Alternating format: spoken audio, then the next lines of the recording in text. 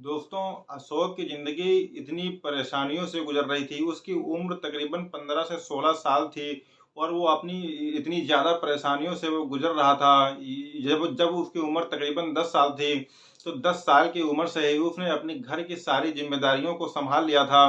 सँभालने के पीछे उसके जो सबसे बड़ा रीज़न था, वो रीज़न ये था क्योंकि जो उसके पिताजी थे, वो शराबी के बहुत ही ज़्यादा आदी थे और उसकी माँ अक्सर बीमार रहा करती थी। और उसके अलावा उसकी 3 बड़ी बहनें थीं, जिसकी ज़िम्मेदारी और पूरे परिवार की ज़िम्मेदारी उसी के कंधों पर थी।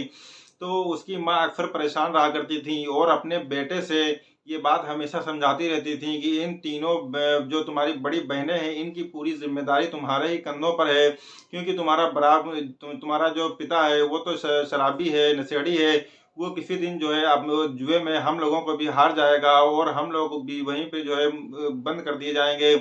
इस तरीके से वो अपने लड़के को समझाती है कि आगे चल करके तुम्ही को इन लोगों को देखना है और यही सारी चीज़ें सब चलती रहती हैं। दोस्तों, उसके बाद वो 10 साल की उम्र से ही वो अपनी तमाम जो है तमाम हथकंडे अपनाता रहता है कि किसी भी तरीके से कहीं भी तरीके से कोई पैसा आए। दोस्तों, इस तरीके से वो बसों के अंदर मूंगफली बेचा करता था और कभी कभी तो ऐसा होता था कि होटल में जो चाय कप के जो है धुले जाते हैं बर्तन वगैरह, तो वहां पर वो काम किया करता था ताकि जो है कुछ पैसे उसको मिल सकें। इस तरीके से एक दिन के तकरीबन 50 रुपये उसको मिल जाते थे, तो उसके घर का कुछ खर्चा पानी चल जाता था।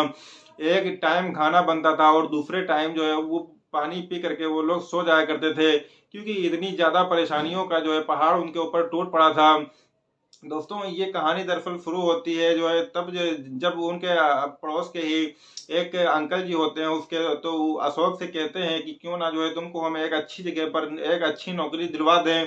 तो वो कहता है कि बिल्कुल, अगर कोई अच्छी नौकरी मिल रही है और अगर कोई अच्छा पैसा मिल रहा है तो बिल्कुल हम उस नौकरी को ज्वाइन कर लेंगे। दोस्तों, उसके बाद वो जो उसके पड़ोसी होते हैं, अशोक के पड़ोसी जो अंकल होते हैं, वो उसको एक मैडम के यहाँ लेकर के जाते हैं और उस जो मैडम होती है, उनका जो पति होता है, वो अक्सर बिजनेस के सिलसिले में वो हमेशा विदेश में ही रहता था। कभी कभार वो जो है 2 4 5 दिन के लिए वो भारत वापस आया करता था और अपनी बीवी के पास रहता था और उसके बाद वो फिर से वापस चला जाया करता था। और उसका काफी बड़ा घर था, काफी बड़ा उसका बिजनेस भी था। तो इस तरीके से जो है वो जो उसका पड़ोसी अंकल होते हैं, वो अशोक को ले जा करके उसके घर में एंट्री करवाते हैं और एंट्री करवाने के बाद उसको वहां पर साफ सफाई सुथराई का और प्लस माली का काम उसको दे दिया जाता है। और वो बहुत ही ज्यादा मेहनती था, उसकी चेहरे की रंगत ही बता रही थी कि वो बहुत ही ज्यादा मेहनती है। उसकी जो है चेहरे पर इतनी ज्यादा सिकुड़न थी, मतलब उम्र से ज्यादा वो लग रहा था, क्योंकि इतनी ज्यादा जिम्मेदारियों ने उसके जो है उसको घेर लिया था, जिसकी वजह से उसकी उम्र कम थी लेकिन देखने में उसकी उम्र ज्यादा लग रही थी, क्योंकि खाने पीने की भी बहुत ज्यादा परेशानी थी। एक टाइम वो लोग खाना खाते थे तो एक टाइम पानी ही पी करके सो जाया करते थे। इसी तरीके से उन लोगों के घर का गुजर बसर होता था। और उसके बाद जब वहां पर उसकी नौकरी लग जाती है तो वहां पर उसको अच्छे खासे पैसे भी मिलने लगते हैं और उसको एक सर्वेंट क्वार्टर भी मिल जाता है। दोस्तों, सर्वेंट क्वार्टर मिलने के बाद वो उसी में अपना आराम करता था और खाना पीना भी उसको बहुत ही अच्छा खासा वहां पर मिलता था। 2 टाइम खाना और सुबह का नाश्ता और अच्छा खाना, अच्छी क्वालिटी का खाना होता था, जिससे धीरे धीरे उसकी रंगत जो है बदलने लगी थी। अब वो धीरे धीरे जो है संवरने लगा था, एक नौजवान लड़का लगने लगा था। हालांकि वो अभी नाबालिग था और अपने काम को पूरी तरीके से अंजाम दे रहा था। दोस्तों, इसी तरीके से ये सिलसिला जो है चलता रहता है। लेकिन एक दिन ऐसा होता है कि उसकी जो मालकिन होती है, उसकी नज़र जो है उस लड़के के ऊपर बहुत ही ज़्यादा जम जाती है और वो सोचने लगती है कि क्यों ना जो है इसके साथ कुछ गलत किया जाए, इसको जो है अपने चंगुल में फंसाया जाए। वो बहुत सारे आइडियाज़ को अपनाती है कि किसी भी तरीके से इसको अपने चंगुल में फंसा लिया जाए। लेकिन दोस्तों, वो उसके दिमाग में एक आइडिया आता है एक दिन और वो उसी अशोक को कुछ पैसे देती है और देने के बाद उससे कहती है कि फला मेडिकल पर जाओ और वहां से ये मेडिसिन लेकर के आओ। दोस्तों, वो वहां जाता है और वो उनकी बताई हुई मेडिसिन को ले करके मैडम को दे देता है और मैडम उसको दूध में मिला करके उसको पीने के लिए देती हैं और अशोक से कहती हैं कि ये दूध तुम पी लो, क्योंकि ये दूध बहुत ही ज्यादा ताकती है और जब इस दूध को पियोगे तो तुम्हारे अंदर एनर्जी आएगी। लेकिन दोस्तों, उस दूध को वो जैसे ही पीता है, पीने के तकरीबन 10 से 15 मिनट के बाद उसके अंदर एक शैतान सा जाग जाता है और उसके अंदर एक ऐसी एनर्जी है, क्योंकि वो दवा जो थी वो शक्तिवर्धक दवा थी। उस दवा को खाने के बाद उसके अंदर एक ऐसी एनर्जी पैदा होती है कि वो जो है ना आव देखता है ना ताव देखता है, और जो है ताबड़तोड़। अब इस बात को वो मैडम बहुत ही अच्छी तरीके से समझ चुकी थी कि अब ये पूरी तरीके से जो है जानवर बन चुका है। दोस्तों उसके बाद जो मैडम होती हैं वो मैडम धीरे धीरे करके एक एक करके वो अपने सारे कपड़े उतार देती हैं।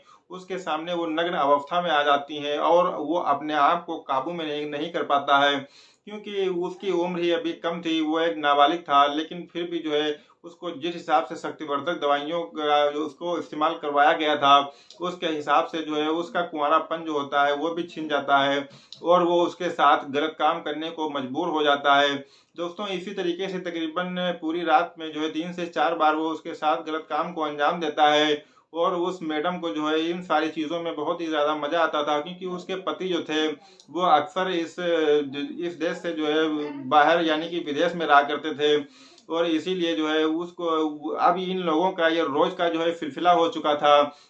इसी तरीके से तकरीबन जो है 1 साल बीत जाता है, यानी कि वो रात में जो है इन सारे गलत कामों को अंजाम देता था और दिन भर जो है वो काम करता था, और दवाइयाँ खा करके जो है उसका जिस्म जो है सुबह सुबह जो है चूर चूर हो जाता था। वो बहुत ही ज़्यादा परेशान रहता था। उसके बाद दोस्तों धीरे धीरे सब ऐसा ही चलता रहता है, लेकिन उसके पति जब कुछ टाइम 1 साल के बाद लगभग आते हैं, तो आने के बाद वो 3 से 4 दिन जब रुकते हैं, तो 3 से 4 दिन वो अपने पति के साथ गुजारती है। उस टाइम वो अशोक को बिल्कुल भी भाव नहीं देती है और उसको केवल नौकरों की ही तरह रखती है। उसके बाद जब उसके पति बिजनेस के सिलसिले में फिर से जब विदेश वापस चले जाते हैं, तो वापस जाने के बाद वो उसके साथ फिर से वही व्यवहार करने लगती है और उसके साथ फिर से वही करने लगती है। दोस्तों वो उसको जो है धीरे धीरे हर महीने बढ़ा करके पैसे दे दिया करती थी। वो इसलिए दे दिया करती थी कि ताकि ये यहाँ से काम छोड़ करके ना जाए और उसको उसकी जो रातें हैं वो रंगीन हो सकें और उसको जो सुख जो चरम सुख मिल रहा है वो उसको मिलता रहे। इसलिए वो उसके पैसे बढ़ा दिया करती थी ताकि वो यहाँ से कहीं ना जा पाए। दोस्तों इसी तरीके से ये सिलसिला चलता रहता है। तकरीबन सालों जो है 4-5 साल इसके पीछे बीत जाते हैं। उसकी उम्र धीरे धीरे बढ़ रही थी, कुंवारापन तो उसका पहले ही छिन गया था। दोस्तों लेकिन एक दिन अचानक से ऐसा होता है कि उस अशोक की माँ की तबीयत अचानक से खराब हो जाती है और खराब होने के बाद उसके पास फोन जाता है। फोन जाने के बाद वो तुरंत दौड़ता हुआ हॉस्पिटल जाता है। दोस्तों हॉस्पिटल में जब वो अपनी माँ से बातचीत कर रहा होता है, तो उनकी माँ का वो आखिरी वक्त था और आखिरी वक्त में कुछ बातें माँ के द्वारा अपने बेटे को बताई गई थी कि इन सारी चीज़ों का बेटे तुम जो है पालन करना, और पालन करने के दौरान ही ये सारी चीज़ों का तुम पालन करना, क्योंकि जो तुम्हारी जो तीन बेटियां तुम्हारी जो 3 बहनें हैं बड़ी तुमसे, इन तीनों बेटियों की जिम्मेदारी वो तुम्हारे ही ऊपर है और तुम्ही को इनको जो है आगे देखना है और इनकी शादी भी तुम्ही को करना है और इनके साथ में ही रहना, कहीं दूर तुम ना जाना। दोस्तों उसके बाद वो अपनी बहनों की वो जिम्मेदारी को संभाल लेता है और अपने माँ की जो है कहे हुए शब्दों को वो जिंदगी भर याद रखता है। और उसके बाद वो इस चीज़ का निर्णय ले लेता है कि अब हमको जो है अपनी बहनों को छोड़ करके कहीं नहीं जाना है, और वो अपने घर में रहने लगता है और एक अच्छी नौकरी की तलाश करने लगता है। और धीरे धीरे जब वो तलाश करता है तो उसको एक अच्छी सी नौकरी भी मिल जाती है, और नौकरी मिलने के बाद वो नौकरी को करने लगता है और सारे सुखों को जो वो मालकिन के पास मिल रहे थे उन सारे सुखों को वो भूल जाता है। और उसकी जो मालकिन होती हैं वो धीरे धीरे उसको बहुत ही ज़्यादा याद करती हैं, और याद करने के बाद जो है वो उसके पास बिल्कुल भी नहीं जाता है, ना तो वो पैसों का कोई वो करता है कि हमको वहाँ ज़्यादा पैसे मिल रहे थे। इस तरीके से वो अपने काम को अंजाम देता रहता है। लेकिन एक दिन उसकी मैडम उसको अपने पास बुलाती हैं और उससे कहती हैं कि देखो मैं तुमसे किसी भी प्रकार की कोई जोर जबरदस्ती नहीं कर रही हूँ, लेकिन तुम अपनी मर्जी से ही आना, लेकिन तुम यहाँ से चले गए हो मुझको बिल्कुल भी अच्छा नहीं लग रहा है। लेकिन अगर तुमने कहीं पर कोई काम कर ही लिया है तो वहां पे काम करो, मुझे इससे कोई एतराज नहीं है, लेकिन तुम शाम को कभी कभार यहाँ पर आ जाया करना। तो वो इस बात को साफ साफ मना कर देता है, इनकार कर देता है और कहता है कि अभी तक हमने जो भी काम किया है वो काम गलत है और ये सब गलत काम है, हम लोगों को आपस में ये सब काम बिल्कुल भी नहीं करना चाहिए, ये सब गंदी बातें हैं। और यही सब सारी चीजें वो मैडम को समझा देता है, लेकिन मैडम इस बात को बिल्कुल भी नहीं समझती हैं और वो कहती है कि नहीं तुमको तो आना ही पड़ेगा, तुमको रात में जो है यहाँ पर आना ही पड़ेगा, और अगर नहीं आओगे तो वो साफ साफ धमकी देती हैं अशोक को कि अगर तुम यहाँ पर नहीं आओगे तो फिर तुम्हारी जो है कंप्लेंट कर देंगे पुलिस थाने में रेप के खिलाफ, क्योंकि तुमने हमारे साथ रेप किया है। दोस्तों उसके बाद वो बहुत ही ज़्यादा परेशान हो जाता है और सोच में पड़ जाता है कि आखिरकार करें तो क्या करें, कि एक तरफ खाई है और एक तरफ कुआं है। मतलब उधर अपनी जो उसकी माँ ने जो उसको आखिरी टाइम पे जो बातें कही थी कि अपनी बहनों का साथ ना छोड़ना, वो चीज़ें भी उसको पूरी करनी थी, और इधर मालकिन भी उसको फंसा रही थी अपने चंगुल में। तो वो सोचता है कि अगर हम ये काम जारी रखते हैं तो अगर इसके आदमी को पता चलता है तो वो हमको जेल भिजवा देगा, और अगर हम इस मालकिन की बात को नहीं मानते हैं तब भी ये हमें जेल भिजवा देगी। तो आखिर जो है हमारी बहनों की जिम्मेदारी को कौन निभाएगा। दोस्तों इसीलिए वो जो है सोच में पड़ जाता है। उसके बाद वो कहता है ठीक है हम आएंगे। दोस्तों अगले ही दिन जैसे ही वो जब जाता है तो अपने पास अपनी जेब में एक चाकू रख करके लेके जाता है, और चाकू ले जाने के बाद दोस्तों वो जैसे ही उसके कमरे में वो प्रवेश करता है, प्रवेश करने के बाद उसको वो जो है अपने कपड़े उतार करके नग्न अवस्था में हो जाती है, और वो उसके ऊपर जो है लेट जाता है। लेटने के बाद वो चाकू निकाल करके उस धारदार चाकू से उसके गले को रेत देता है, और वो मर जाती है। वो जैसे ही मर जाती है, तड़प तड़प तड़प कर जब मर जाती है तो वो उसको उसी हाल में उसी बेड पर छोड़ करके उस घर से फरार हो जाता है, भाग आता है।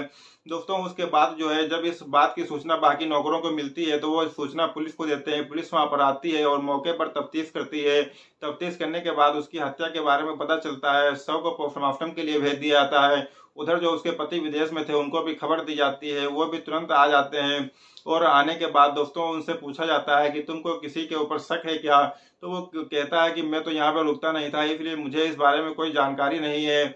लेकिन हाँ ये जरूर है कि एक अशोक नाम का एक नौकर था जो यहाँ पे 4-5 सालों से काम कर रहा था, लेकिन उसको अभी काम छोड़े हुए कुछ ही टाइम हुआ है। तो उसके बाद पुलिस जो है अशोक के घर पहुंचती है और अशोक को जो है वहां से गिरफ्तार कर लेती है। गिरफ्तार करके थाने लाती है और उससे पूछती है कि बताओ तुमने ये जुर्म किया है क्या। तो वो पहले तो साफ साफ इनकार कर देता है, लेकिन पुलिस जब सख्ती से उससे पूछताछ करती है तो वो जो है अपने उसके सब्र का बांध टूट जाता है, और वो पुलिस के सामने रोने लगता है और अपनी सारी कहानी बयान करता है कि जब मैं 10 से 15 साल का था तो मुझसे जो है किस तरीके से जो है इसने हमारे कुंवारेपन को छीना, और हमको जो है सेक्स की लत लगा दी, हमको इतना ज़्यादा बर्बाद कर दिया, इतना ज़्यादा परेशान कर लिया। और उसके बाद जब हमने जो है इनको समझाने की कोशिश की तो इन्होंने समझा ही नहीं, और इन्होंने हमको बताया कि जो है अगर तुम हमारे पास नहीं आओगे तो हम जो है तुम्हारे खिलाफ कंप्लेंट एक शिकायती पत्र थाने में दे देंगे और तुमको जेल करवा देंगे। इस तरीके की धमकी दी। हमने इनको मना भी किया कि अगर तुम्हारे आदमी को इस बात का पता चल गया तो वो भी हमको जेल भिजवा देंगे, और तुम्हारे पास नहीं आए तो तुम भी जेल भिजवा दोगी। तो प्लीज़ तुम इस बात को समझ जाओगे कि हमारे ऊपर काफ़ी जिम्मेदारियां हैं 3 बहनों की। हालांकि जो है उसके खिलाफ जो है वो मुकदमा दर्ज कर लिया जाता है और उसको जो है जेल भेज दिया जाता है। लेकिन जेल जाते वक्त वो पुलिस वालों से कहता है कि जितना जितना कम से कम हो सके उतनी कम से कम हमको सजा दी जाए, क्योंकि हमारी माँ ने मरते वक्त हमसे कहा था कि ये 3 बहनों की जिम्मेदारी तुम्हारे खिलाफ है और तुम्हारे अंडर में है, क्योंकि तुम्हारा पिता जो है वो बहुत ही ज़्यादा शराबी है, इसलिए इनकी जिम्मेदारी हमारे ही पास है और इनकी देखभाल आप कौन करेगा। दोस्तों इस तरीके से वो पुलिस से रिक्वेस्ट करता है और उसके बाद उसको जेल भेज दिया जाता है। दोस्तों ये कहानी जो है यहीं पर खत्म हो जाती है। दोस्तों ये कहानी आप लोगों को कैसी लगी? अगर ये कहानी अच्छी लगी तो प्लीज़ लाइक कीजिएगा और कमेंट बॉक्स में अपना नाम और पता जरूर लिखिएगा, और हमारे चैनल को जरूर सब्सक्राइब कीजिएगा। दोस्तों मिलते हैं एक नए दिन एक नई कहानी के साथ, तब तक के लिए शब बखैर।